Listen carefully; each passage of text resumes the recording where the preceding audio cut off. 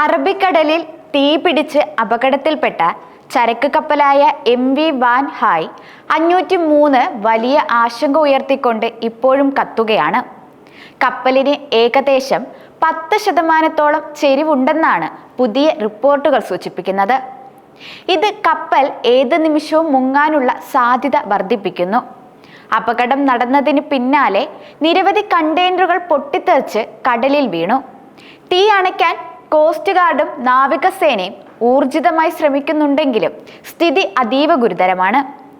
കണ്ണൂർ അഴീക്കൽ മത്സ്യബന്ധന തുറമുഖത്തു നിന്ന് ഏകദേശം 81.49 കിലോമീറ്റർ അകലെ വെച്ചാണ് ഈ അപകടം സംഭവിച്ചത്. കഴിഞ്ഞ തിങ്കളാഴ്ച രാവിലെ 9:30 ആദ്യ പൊട്ടിത്തെറിയുണ്ടായത്. സിംഗപ്പൂരിൽ രജിസ്റ്റർ ചെയ്ത തായ്വാൻ കമ്പനിയുടെ ഈ കപ്പൽ ശ്രീലങ്കയിലെ കൊളംബോ തുറമുഖത്തു നിന്ന് മുംബൈയിലെ നവാശേവ തുറമുഖത്തേക്ക് പോവുകയായിരുന്നു. തീപിടിച്ച കപ്പലിന്റെ പരമാവധി അടുത്തെത്തി വെള്ളം ചീറ്റിച്ച് തീ അണയ്ക്കാനാണ് കോസ്റ്റ് ഗാർഡ് ശ്രമിക്കുന്നത്. എന്നാൽ കൂടുതൽ കണ്ടെയ്നറുകളിലേക്ക് തീ പടരുന്നതും തുടർച്ചയായ പൊട്ടിത്തെറി സാധ്യതയും രക്ഷാപ്രവർത്തനത്തെ സാരമായി ബാധിക്കുന്നുണ്ട്. കപ്പൽ പൂർണ്ണമായും കത്താനുള്ള സാധ്യതയുണ്ടെന്നും ഇത് കേരള തീരത്ത് വലിയ പാരിസ്ഥിതിക പ്രശ്നങ്ങൾക്ക് വഴിയൊരുക്കുമെന്നും വിലയിരുത്തപ്പെടുന്നുണ്ട്. ഏകദേശം 650ഓളം കണ്ടെയ്നറുകളാണ് കപ്പലിലുള്ളത്. ഇതിൽ സ്ഫോടക വസ്തുക്കളുമായി ബന്ധമുള്ള രാസവസ്തുക്കളും ഉൾപ്പെടുന്നതായിട്ടാണ് വിവരം. അതുകൊണ്ടാണ് തീ അണയ്ക്കാൻ ഇത്രയധികം ബുദ്ധിമുട്ടുന്നത്. നിലവിൽ കപ്പലിന്റെ ഏറ്റവും മുകൾ ഭാഗത്തുള്ള കണ്ടെയ്നറുകളിലേക്കും തീ പടർന്നിട്ടുണ്ട്. കപ്പലിൽ നിന്ന് ഇപ്പോഴും വലിയ തോതിൽ കറുത്ത പുക ഉയരുന്നുണ്ട്. അപകടകരമായ രാസവസ്തുക്കൾ അടങ്ങിയ കണ്ടെയ്നറുകളിലേക്ക് തീ പടരുന്നത് നിയന്ത്രിക്കാൻ കഴിയാത്തത് വലിയ വെല്ലുവിളിയാണ്. കപ്പലിലെ 4 ജീവനക്കാരെ കണ്ടെത്താനുള്ള തിരച്ചിൽ ഇപ്പോഴും തുടരുകയാണ്. കപ്പലിന്റെ അടിത്തട്ടിലടക്കം മുങ്ങൽ വിദഗ്ധർ തിരച്ചിൽ നടത്തിയെങ്കിലും ഇവരെ കണ്ടെത്താനായിട്ടില്ല. തീപിടുത്തത്തിന്റെ കാരണം ഇതുവരെ വ്യക്തമല്ല.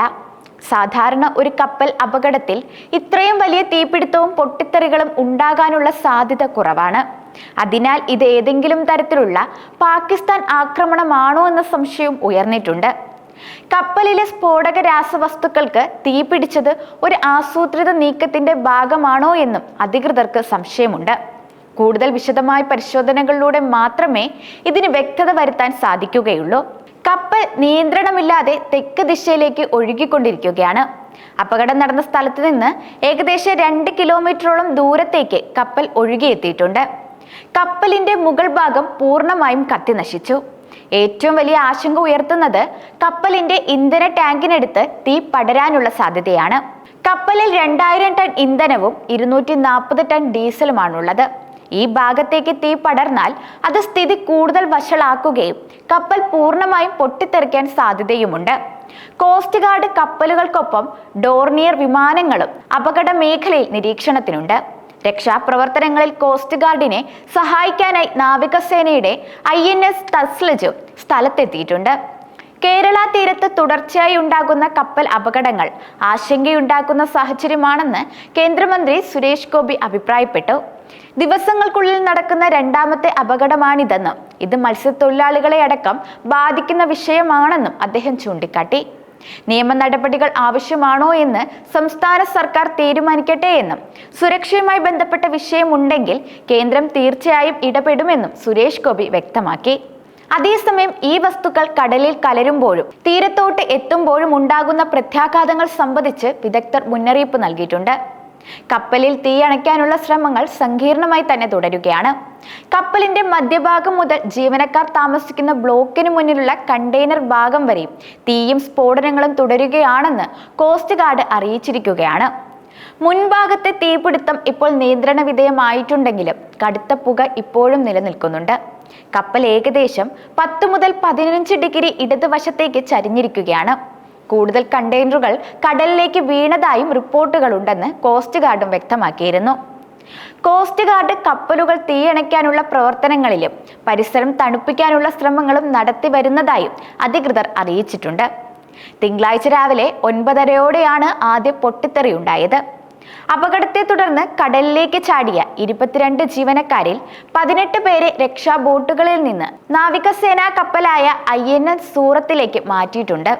ഇവരെ മംഗളൂരുവിലെത്തിച്ച് ചികിത്സ ലഭ്യമാക്കും. കാണാതായ 4 പേർക്കായി തിരച്ചിൽ നടക്കുകയാണ്. രക്ഷപ്പെട്ടവരിൽ 2 പേർക്ക് സാരമായി പരിക്കേറ്റിട്ടുണ്ടെന്നാണ് വിവരം. വൻ തീപിടുത്തമാണ് ഉണ്ടായതെന്ന് അപകട മേഖലയിൽ നിരീക്ഷണം നടത്തിയ സേനാ വിമാനങ്ങൾ റിപ്പോർട്ട് ചെയ്തിട്ടുണ്ട്. കപ്പലിൽ ഒന്നിലധികം സ്ഫോടനങ്ങൾ ഉണ്ടായി തീ പടരുകയായിരുന്നു. തീ അണയ്ക്കാനുള്ള ശ്രമങ്ങൾ രാത്രി വൈകിയും വിജയിച്ചിട്ടില്ല. അപകട വിവരം അറിഞ്ഞ കോസ്റ്റ് ഗാർഡിന്റെ 4 കപ്പലുകളും നാവികസേനയുടെ കപ്പലും ഡോണിയർ വിമാനങ്ങളുമാണ് രക്ഷാപ്രവർത്തനത്തിനെത്തിയത്. അപകടത്തിൽപ്പെട്ട ജീവനക്കാരെ രക്ഷപ്പെടുത്തി ബേപ്പൂർ തുറമുഖത്ത് എത്തിച്ച് ആശുപത്രിയിലേക്ക് മാറ്റുമെന്നായിരുന്നു ആദ്യ വിവരം. മംഗളൂരുവിൽ നിന്ന് രക്ഷാപ്രവർത്തനത്തിനെത്തിയ കപ്പലിൽ ഡോക്ടർമാർ ഉൾപ്പെടെയുള്ളവരുണ്ട്. ഇവരാണ് പ്രാഥമിക ചികിത്സ ലഭ്യമാക്കിയത്. കപ്പൽ ജീവനക്കാരെ കേരള തീരത്ത് എത്തിച്ചാൽ വിദഗ്ധ ചികിത്സ നൽകാൻ എറണാകുളം, കോഴിക്കോട്, കണ്ണൂർ ജില്ലാ കളക്ടർമാർക്ക് നിർദ്ദേശം നൽകിയിരുന്നു. ബേപ്പൂർ, അഴീക്കൽ തുറമുഖങ്ങളിലും അടിയന്തര സാഹചര്യങ്ങളെ നേരിടാനുള്ള ഒരുക്കങ്ങൾ നടത്തിയിരുന്നു. ബേപ്പൂരിനടുത്തുള്ള സ്വകാര്യ ആശുപത്രികൾ സജ്ജമാക്കാൻ നിർദ്ദേശം നൽകിയതായി port officer captain Hari Achyutha Warrier അറിയിച്ചിരുന്നു. അടിയന്തര സാഹചര്യങ്ങൾ ഉണ്ടായാൽ പോലീസ്, ഫയർഫോഴ്സ്, തീരദേശ സേന, ആരോഗ്യ വകുപ്പ് എന്നിങ്ങനെ വിവിധ വകുപ്പുകൾക്ക് സുസജ്ജമാകാൻ നിർദ്ദേശം നൽകിയതായി കോഴിക്കോട് ജില്ലാ കളക്ടർ സ്നേഹിൽ കുമാർ സിംഗ് അറിയിച്ചിരുന്നു. അതേസമയം തീ പിടിച്ചിട്ടുണ്ടെങ്കിലും നിലവിൽ കപ്പൽ മുങ്ങിയിട്ടില്ല എന്നാണ് വിവരം. എന്നാൽ തുടർന്ന് സ്ഫോടന സാധ്യത ഉള്ളതിനാലാണ് ജീവനക്കാർ കടലിലേക്ക് ചാടിയത്. കപ്പലിൽ ഉണ്ടായിരുന്ന ഒരു കണ്ടെയ്നറിലാണ് പൊട്ടിത്തെറി ഉണ്ടായതെന്നാണ് വിവരം. മറ്റ് കപ്പലുകൾക്കും അപകട മുന്നറിയിപ്പ് നൽകിയിട്ടുണ്ട്. മത്സ്യത്തൊഴിലാളികൾക്കും തുറമുഖ വകുപ്പ് സുരക്ഷാ മുന്നറിയിപ്പ് നൽകിയിട്ടുണ്ട്. അപകട മേഖലയ്ക്ക് സമീപം മത്സ്യബന്ധനത്തിനും നിയന്ത്രണം ഏർപ്പെടുത്തി.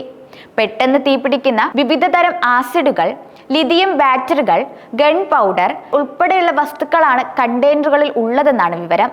പൊട്ടിത്തെറിയെ തുടർന്ന് 20ഓളം കണ്ടെയ്നറുകളും കടലിൽ വീണിട്ടുണ്ട്.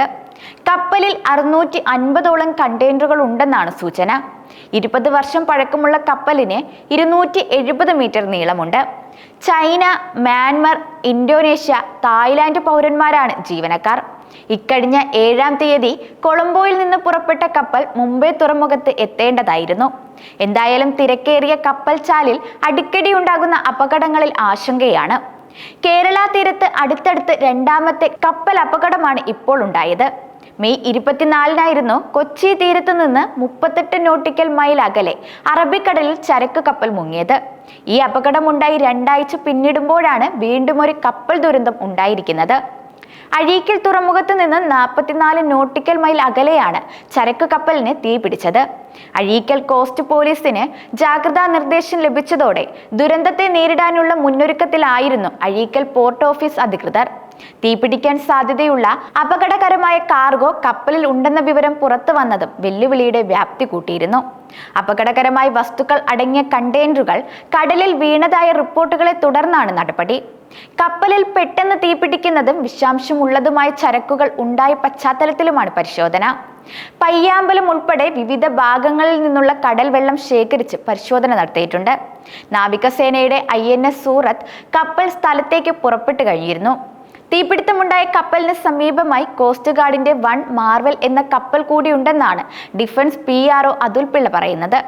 നാവികസേനയുടെയും കോസ്റ്റ് ഗാർഡിന്റെയും ഡോണിയർ വിമാനങ്ങൾ നിരീക്ഷണത്തിനുമുണ്ട്. ലൈഫ് ബോട്ടുകളിൽ വരികയായിരുന്ന 18 കപ്പൽ ജീവനക്കാരെ ആദ്യം തന്നെ രക്ഷപ്പെടുത്താൻ കഴിഞ്ഞിരുന്നു. മിക്കവർക്കും മാരകമായ പൊള്ളൽ ഏറ്റിട്ടുള്ളതായും നാവികസേനാ വൃത്തങ്ങൾ പറയുന്നു.